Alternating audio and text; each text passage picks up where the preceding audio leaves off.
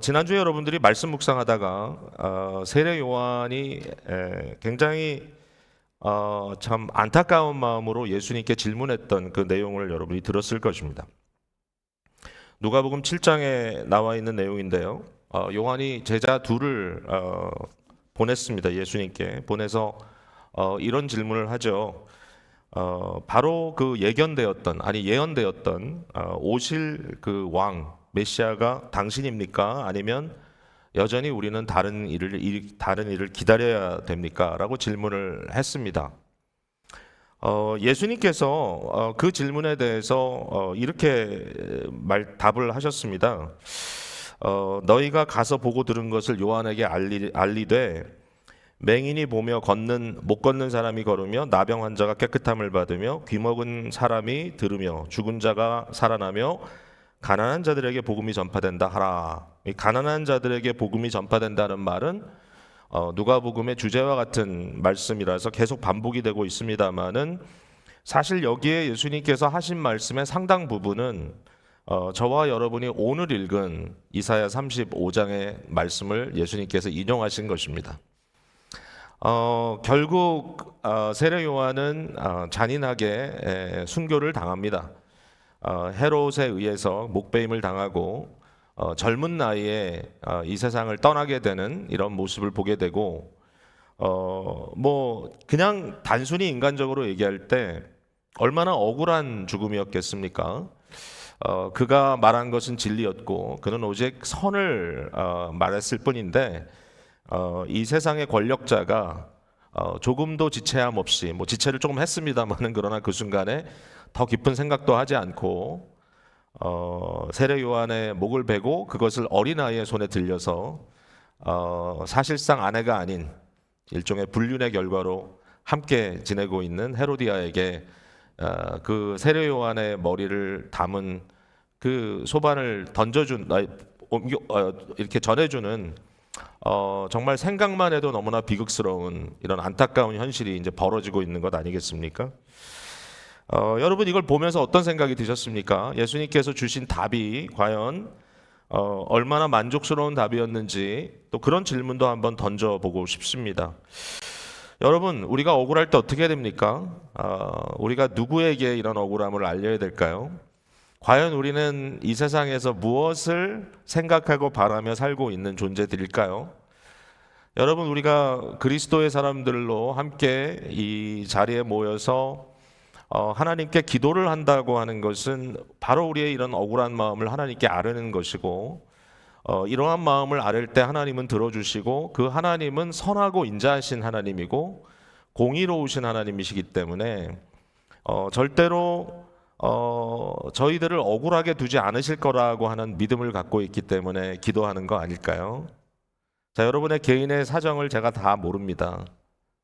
여러분이 어떤 마음에 눌림과 또는 불안함과 또 심지어는 말씀드린 대로 일종의 억울한 마음 같은 것을 갖고 계신지 저는 잘 모릅니다. 물론 조금 아는 분도 있습니다만은 여러분 각자가 아마 남들이 알지 못하는 스토리들을 갖고 계실 것이고 이러한 안타까움 속에 오늘도 사실은 기도하러 나왔다는 게 그냥 한숨 쉬러 나온 게 아니라 그리스도인으로서 누군가에게 내가 정말 눈물로 호소해야 되겠다라는 그런 마음으로 이 자리에 나오지 않으셨겠나 그런 생각을 해보는 겁니다. 오늘 밤에 젤렌스키는 누구에게 가서 하소연을 하고 있을까요? 아무도 들어줄 사람이 거의 없는 것 같습니다.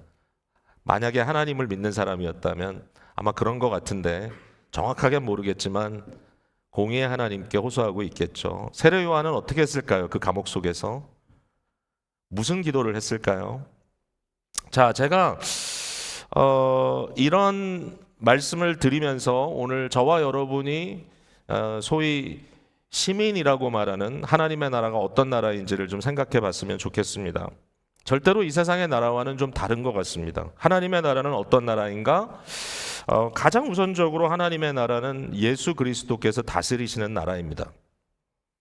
그러니까 우리가 가서 호소하고 우리가 가서 우리의 마음을 아뢰고 우리의 마음의 위로를 받고 우리의 마음에 흡족한 은혜를 받을 수 있는 바로 그 일은 그리스도 예수가 우리의 왕 되신다는 이유 때문이겠죠.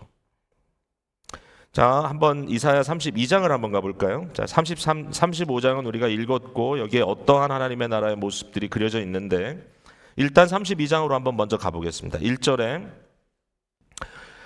예수님이 오기 전 일이죠. 벌써 예수님이 오시기 전 한 500년 전에 미리 예언한 내용이죠. 이렇게 기록되어 있습니다. 보라, 장차 한 왕이 공의로 통치할 것이요 방백들이 정의로 다스릴 것이며 또 그 사람은 광풍을 피하는 곳, 폭우를 가리는 곳 같을 것이며 마른 땅의 냇물 같을 것이며 곤비한 땅의 큰 바위 그늘 같으리니 보는 자의 눈이 감기지 아니할 것이요 듣는 자의 귀를 기울일 것이며 조급한 자의 마음이 지식을 깨닫고 어눌한 자의 혀가 민첩하여 말을 분명히 할 것이라. 어리석은 자는 다시 존귀하다 부르지 아니하겠고 우둔한 자를 다시 존귀한 자라 말하지 아니하리니 이는 어리석은 자는 어리석은 것을 말하며 그 마음에 불의를 품어 간사를 행하며 패역한 말로 여호와를 거스르며 줄인 자의 속을 비게 하며 목마른 자에게서 마실 것이 없어지게 함이며 악한 자는 그 그릇이 악하여 악한 계획을 세워 거짓말로 가련한 자를 멸하며 가난한 자가 말을 바르게 할 때라도 그리함이 거니와 존귀한 자는 존귀한 일을 계획하나니 그는 항상 존귀한 일에 서리라. 자, 여러분, 이걸 읽을 때 어떤 느낌이 확 오나요? 물론 한 구절 한 구절을 우리가 풀어가면서 예수님의 모습을 좀 깊이 생각하면 더 좋겠지만, 자, 그럴 여유가 좀 없다 할지라도 이 말씀을 읽을 때 그리스도 예수가 어떤 분인지를 우리가 이해하게 됩니다. 이 세상의 어떤 왕과도 가히 비교할 수가 없습니다.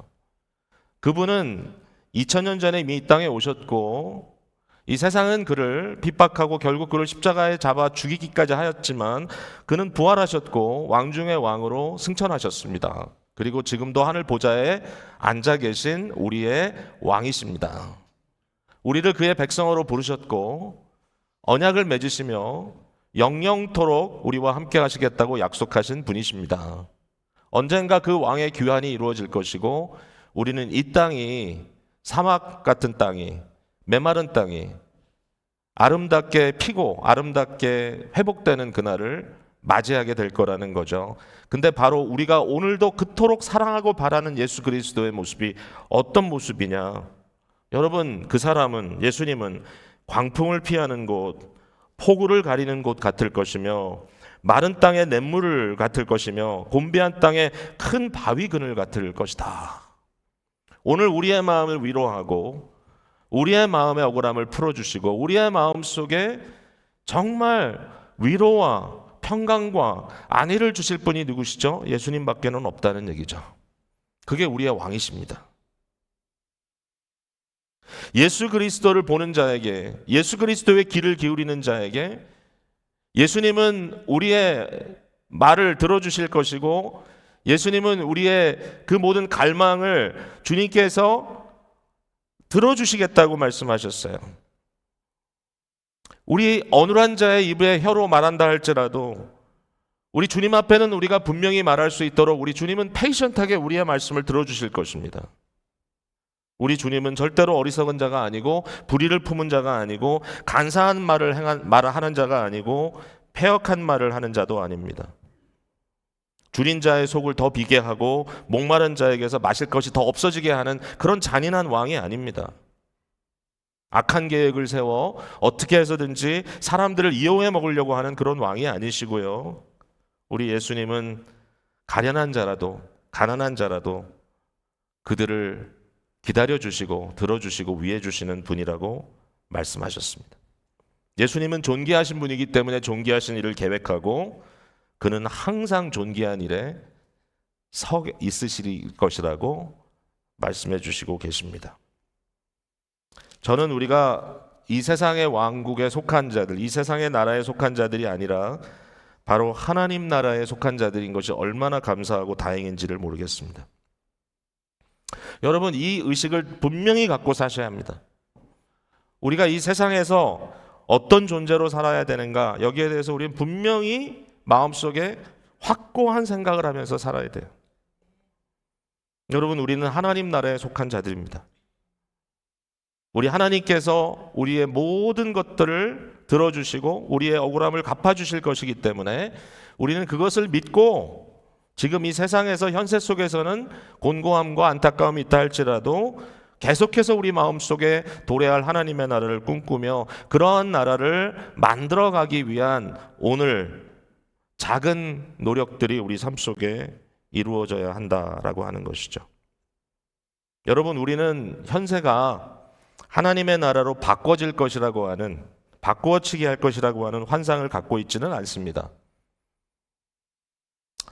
교부 중에 교부라고 말하는 성 어거스틴이 그가 그토록 믿고 살고 있었던 이 로마 제국이라고 하는 이 거대한 제국이 북쪽에서 내려온 이 비시거트에 의해서 멸망당할 때 바로 로마 그 도성이 함락당하는 모습을 보면서 굉장히 많은 사람들이 혼란해했죠. 왜냐하면 컨스탄틴 이후에 로마 제국은 기독교를 옹호한, 소위 말하는 기독교 제국이라고 불렀던 곳이었기 때문입니다. 아니, 어떻게 하나님의 이 복을 받았던 기독교 제국이 멸망당할 수 있느냐라는 여러 가지 고민이 심지어는 믿는 자들에게, 교회 리더들에게 있었을 때 어거스틴은 굉장히 분명하게 말씀을 했습니다. 이 세상에는 두 가지의 도성이 있다. 하나는 사람의 도성이고 또 하나는 하나님의 도성이다. 그 두 가지는 절대로 하나가 될 수 없다. 자, 우리가 절대로 이 세상을 살아가면서 우리의 이중성을 잊어버려서는 안 되죠. 우리는 하나님의 나라의 시민이고 동시에 이 땅의 국가의 시민이고 또는 주민입니다. 자, 이 세상에 우리가 있다는 것을 우리가 받아들여야 하기 때문에 현세를 버리고 산속으로 들어가 숨지도 않습니다. 그러나 분명히 우리가 아는 것은 이 세상의 어떤 나라도 하나님의 나라와 동일시될 수 없다는 것이죠.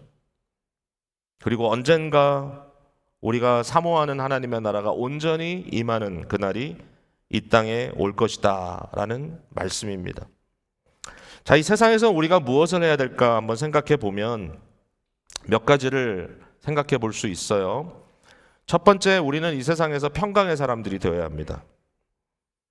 모든 이와 화목하고, 심지어는 우리가 살고 있는 이 성이 하나님의 나라와는 좀 거리가 먼 것 같아도, 그러나 하나님께서 우리에게 명령하셨기 때문에 이 성의 평강을 위하여 기도하고 또 마음 써야 한다고 말씀해 주셨습니다. 바빌론의 포로로 잡혀간 이스라엘 사람 유대인들에게 예레미야는 너희가 이곳에서 70년을 거할 텐데 이 성의 평강을 위해서 기도하라라고 명령했던 것 기억하실 것입니다. 우리는 평강의 사람으로 평화를 위하여 살아야 합니다. 그 다음에 또 하나는 바로 하나님 나라의 복음을 전하는 사람이 되어야 합니다. 이 세상에는 너무나 많은 사람들이 죄에 대하여 눌려 있고 자기의 삶의 이 현실에 대하여 눌려 있습니다. 병들어 있고 상처받아 있습니다. 이 세상에서 소망을 얻지 못하고 있습니다. 이 세상에서 억울한 사람들에게, 이 세상에서 이 세상이 전부다라면 나는 살 의미를 느끼지 못한다고 말하는 사람들에게 우리는 하나님의 나라의 소망을 전해야 되는 것이죠. 그래서 우리는 하나님 나라의 외교관이라고 부릅니다. 계속 이 말씀을 여러분께 드립니다. 우리는 하나님 나라의 대사들입니다. 교회는 하나님 나라의 대사관이고, 대사관은 비록 그 나라가 아닌 다른 나라에 가 있지만 그러나 그 다른 나라에서 우리가 속한 나라를 보여주는 역할을 해주는 것이죠. 바로 교회는 하나님 나라의 대사관이기 때문에 오늘도 이 자리에 왕으로 우리를 다스리시는 우리 주님 앞에, 우리 그리스도 앞에 우리가 마음을 활짝 열고 간구할 수 있는 것이고 그를 마음껏 찬양할 수 있는 것입니다. 세상 사람들 중에 억울하고 세상 사람들 중에 소망이 없는 자들이 바로 우리와 함께 바로 이 영역에서, 바로 이 교회라고 하는 공동체에서 함께 주님을 만나고 주님께 부르짖고 주님께 간구하여 응답을 받을 수 있다면 너무나 귀하고 아름다운 일이겠죠. 또 하나는 여러분이 이 세상에 살아가고 있기 때문에 각자에게 주어진 전문 분야에 종사하며 우리에게 주어진 은사를 가지고 봉사자의 삶을 최선을 다해서 살아야 합니다. 절대로 게을러서는 안 되고 또 비생산적이어서도 안 됩니다. 우리는 이 땅에서 우리에게 주어진 일을 열심히 해나가야 됩니다. 그러나 그것은 단순히 이 세상에서 성공하기 위해서가 아니라 비록 이 세상에서 세상의 주인을 섬긴다 할지라도 주를 섬기듯 함으로써 우리의 모든 삶이 하나님을 영화롭게 하는 것이 되어야 한다는 것이죠. 또 하나 우리는 세상에서 사회법을 지켜야 합니다. 로마서 13장에 말씀하신 것처럼 우리가 이 세상에서 지켜야 할 모든 법을 지켜나가야 합니다. 심지어는 로마 제국의 법도 로마 제국이 바울을 결국은 순교의 피를 흘리게 했음에도 불구하고 바울 사도가 조금도 지체하지 아니하고 이 나라의 시민으로 산다면 사회법을 지켜야 된다. 왜냐하면 궁극적으로 사회 안정을 위해서 만들어진 법들이기 때문입니다. 이렇게 얘기를 했죠. 그런데 단순히 사회법을 지키는 것이 아니라 우리는 그것보다 더 높은 하나님께서 우리의 마음속에 그려주시고 하나님의 말씀을 통하여 분명히 알려주신 도덕법까지 의식하고 지켜나가려고 애쓰는 고급진 시민들로 살아야 합니다. 절대로 이 세상의 어떤 도덕이나 윤리보다 더 못한 자들로 살아서는 안 되죠. 그러면 하나님의 나라를 절대로 드러낼 수가 없을 것입니다. 도대체 저 사람들은 왜 저 모양이냐라는 비방을 들을 수밖에 없겠죠. 우리 주님 예수 그리스도의 얼굴에 먹칠하는 인생이 되고 말겠죠. 그건 옳지 않습니다. 자, 우리는 진정한 교양 시민으로 이 세상에 존재해야 되고요. 우리 같은 시민들이 있다면 이 나라가 잘 되겠다는 말을 들어야 합니다. 자, 도덕법이라는 것은 뭐죠? 바로 십계명에 나와 있는 내용이거든요. 조금 풀어보면 이런 겁니다. 우리 스스로가 신이 되는 게 아닙니다. 내가 모든 것의 중심이 되고 결국 나를 위해서 모든 것을 하는 것, 그것은 십계명을 반하는 것이죠. 오직 객관적이시고 참되시고 진정하게 유일하시게 하나님이신 그 하나님을 인정하고 그만 존중하고 그만 예배하는 것이죠. 이러한 것은 단순히 어떤 종교적인 의미가 아니라 우리의 인생의 철학이고 우리의 윤리적 체계이고 우리의 삶의 방식인 거죠. 내가 주인이 아니구나. 나도 하나님께 순종해야 되는 삶이구나. 여러분이 어떤 위치에 있다 할지라도 절대로 갑질하지 않게 되는 이유는 뭐냐면 여러분이 신이 아니기 때문입니다. 다른 사람들이 여러분의 밑에 있다 할지라도 그 사람이나 여러분이나 동일하게 바라보시면서 심판하실 분은 하나님이십니다. 우리가 같은 하나님 아래에 있기 때문에 절대로 서로를 얕잡아 볼 수 없는 것, 절대로 서로를 무시할 수 없는 것, 절대로 사람들 위해 그들을 짓밟고 살아갈 수 없는 것, 그것은 도덕률이 있기 때문인 것입니다. 여러분, 우리는 이것을 이해해야 되죠.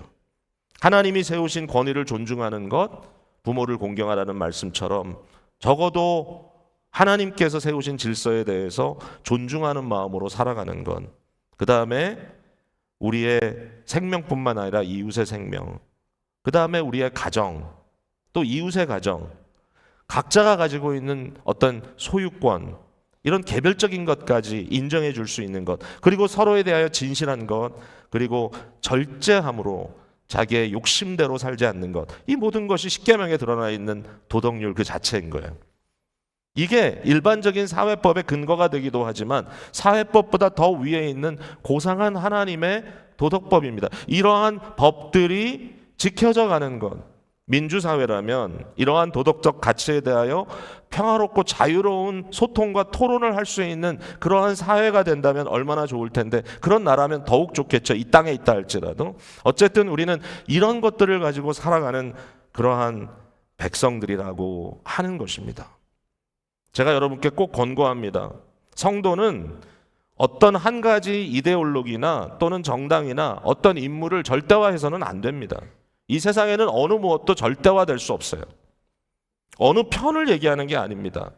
어느 무엇도, 물론 여러분이 선호하는 것은 있을 수 있고 나름대로 깨달은 것들은 있을 수 있습니다. 여러분의 논리가 있을 수 있습니다. 존중합니다. 저는 분명히 여러분 존중합니다. 그러나 절대로 한 가지 중요한 것은 어떠한 이데올로기, 다시 말씀드립니다, 어떠한 정당이나 어떠한 인물이 절대화될 수는 없다는 거예요. 왜냐하면 하나님만 절대적인 분이시기 때문입니다.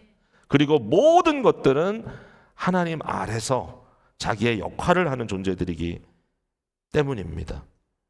여러분, 저는 정치 얘기를 별로 하는 걸 좋아하지 않고 안 합니다. 사실은 제가 이렇게 말씀을 나누면서 이런 얘기 전혀 하지 않는데, 정말 그런 일들은 여러분 중에 혹시 정치라든지 사회 경영을 전문적으로 하는 분들이 계시면 그 일을 잘 하시기를 바랍니다. 그러나 제가 말씀드리고 싶은 것은 성도로서 가져야 할 마음 자세, 하나님의 말씀이 우리에게 무엇을 요구하고 있는지, 오직 하나님만 절대적이고, 그러므로 많은 경우에 우리는 세상의 것들에 대해서는 칭찬과 비판을 병행해서 할 수밖에 없습니다.